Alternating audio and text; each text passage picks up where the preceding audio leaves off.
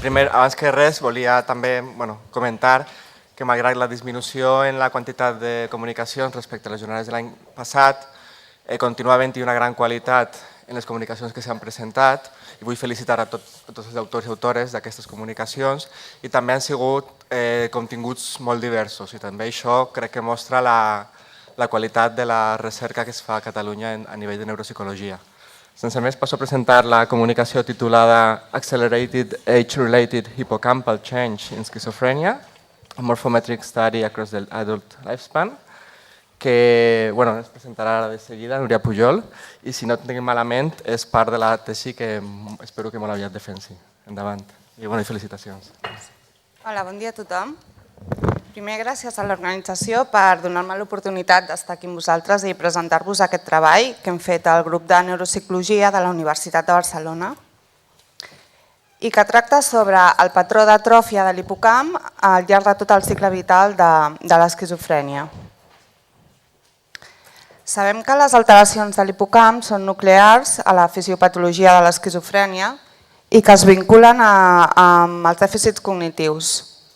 Els estudis de neuroimatge han mostrat de forma consistent reduccions tant de volum com d'alteracions de la forma. Quant al curs del dèficit volumètric de l'hipocamp a l'esquizofrènia, sabem que en el primer episodi ja apareixen aquestes alteracions, però en pacients crònics els resultats ja són més contradictoris. Hi ha diversos estudis que han seguit els pacients en primer episodi i no han trobat que hagin canvis en el volum de l'hipocamp. I això vindria a reforçar la hipòtesi que aquestes alteracions es relacionen amb unes alteracions del neurodesenvolupament. En contra, hi ha d'altres estudis que són transversals i que comparen primers episodis amb pacients crònics adults joves i sí que es veu un patró progressiu d'atròfia, que s'ha interpretat en favor que hi hauria un component neurodegeneratiu a l'esquizofrènia. Amb aquests estudis el que passa és que són sempre en població bastant jove i no inclouen pacients envellits. Però sabem que els pacients envellits amb esquizofrènia també presenten alteracions de l'hipocamp. Per exemple, l'estudi del Prestia va trobar que els pacients amb esquizofrènia envellits tenien un decrement del volum de l'hipocamp esquerre més evident, més gran, que no pas els malalts amb Alzheimer. Ara bé, no hi ha cap estudi que es dediqui a estudiar això, el curs de l'atròfia de l'hipocamp al llarg de tot el cicle vital. I per això en el nostre departament ens vam plantejar fer aquesta recerca. Sobretot amb l'èmfasi d'estudiar quins eren els efectes de l'envelliment en els pacients amb esquizofrènia. I esperàvem que els pacients envellits sí que tindrien un efecte més acusat del factor envelliment a l'atròfia de l'hipocamp que no pas als controls sans. Vam reclutar a 100 participants amb un rang d'edat dels 19 als 82 anys.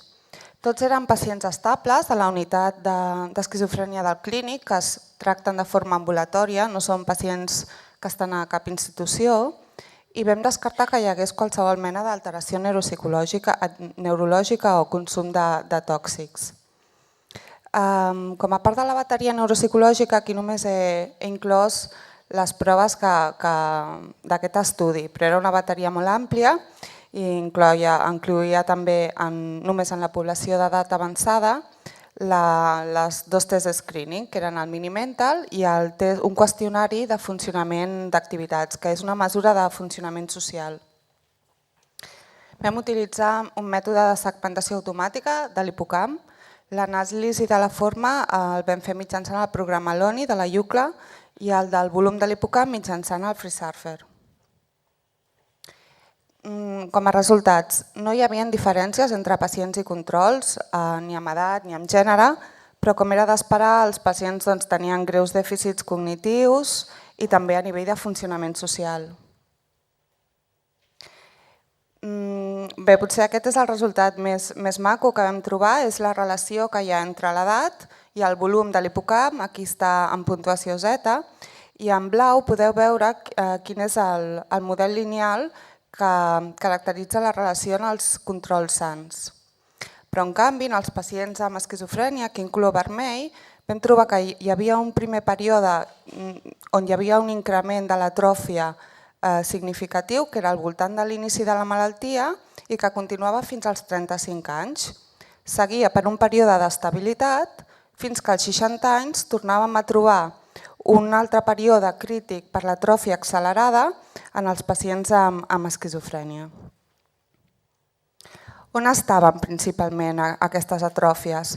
L'hemisferi, l'hipocamp dret, estava molt més afectat que no pas l'esquerra i l'atròfia sobretot se situava al cos mig de l'hipocamp i també una mica a la cua. En canvi, al contralateral, en l'hipocamp esquerre, trobàvem un patró similar però molt més limitat i sí que trobàvem a parts més anteriors del cap, sí que vam trobar també atròfia. En quant a quina relació té l'atròfia de l'hipocamp amb variables cognitives, també en la mostra envellida vam veure que hi havia una forta correlació entre el dèficit del mini mental i del nivell de funcionament social i l'atròfia. En canvi, no vam trobar cap mena de relació ni amb els símptomes ni amb la dosi actual d'antipsicòtic. Per tant, vam interpretar els nostres resultats com a l'esquizofrènia hi hauria un patró accelerat d'atròfia de l'hipocamp, però que aquesta no és lineal i sembla que hi haurien dos períodes de molta vulnerabilitat, que seria a l'inici de la malaltia i fins als 35 anys i ja després als 60. I aquesta trajectòria semblaria indicar que estem parlant de dos mecanismes patològics diferents. El de l'inici de la malaltia molt probablement es vinculi amb les alteracions del neurodesenvolupament, però ja amb la fase tardana aquest element neuroprogressiu semblaria bé això, que hi ha un component neurodegeneratiu com a mínim en un subgrup dels pacients. Com explicar aquests resultats? Des del model de la reserva cerebral s'ha proposat que els pacients amb esquizofrènia serien més vulnerables a patir els efectes de l'envelliment, tant sa com patològic, i una altra perspectiva que s'ha proposat és que aquest component neurodegeneratiu podria caracteritzar a un subgrup biològic d'esquizofrènia. I bé, hi ha evidència a favor de tots dos. Per exemple, l'estudi postmortem del Casanova sí que ha trobat un subtipus d'esquizofrènia que presenta taupatia límbica només en un terç dels pacients amb early onset. Sobre el patró d'atròfia que hem trobat, semblaria que progressa des de les parts mitges de l'hipocamp a parts anteriors i posteriors. I aquest patró seria molt diferent del trobat a la malaltia d'Alzheimer, que progressa de parts anteriors de l'hipocamp a parts posteriors. En quant a la relació de l'atròfia de l'hipocamp amb el dèficit cognitiu i social mesurat en el mini-mental i el FAC, només en els pacients d'edat avançada a partir de 50 anys, això potser ens està suggerint el potencial rol que podria tenir l'atròfia de l'hipocamp com a biomarcador de deteriorament a l'últim estadi de l'esquizofrènia. I bé, aquest estudi té moltes limitacions. Primer, és un estudi transversal i per tant hauria de ser replicat amb un disseny longitudinal i donat el nostre rang d'edat, que era molt ampli, tenim una eina relativament petita. Sobre els antipsicòtics no vam trobar relació entre l'atròfia de l'hipocamp i la dosi actual, però s'ha de pensar que aquests pacients porten molts anys prenent antipsicòtics i per tant la dosi acumulada sí que podria estar contribuint al patró d'atròfia que hem trobat. I per concloure, l'atròfia progressiva de l'hipocamp a l'esquizofrènia sembla que no és un procés lineal, hi ha acceleracions al voltant de l'inici de la malaltia i després dels 60 anys. I aquests canvis volumètrics són rellevants per l'expressió dels dèficits cognitius i socials, sobretot en la gent d'edat avançada, i per tant podria suggerir el potencial paper biomarcador de l'hipocamp en el deteriorament en l'última fase del trastorn. Però són necessaris més estudis, sobretot recerques amb disseny longitudinal. I línies per futur? Doncs apenas hi ha res publicat amb neuroimatge i amb pacients envellits amb esquizofrènia.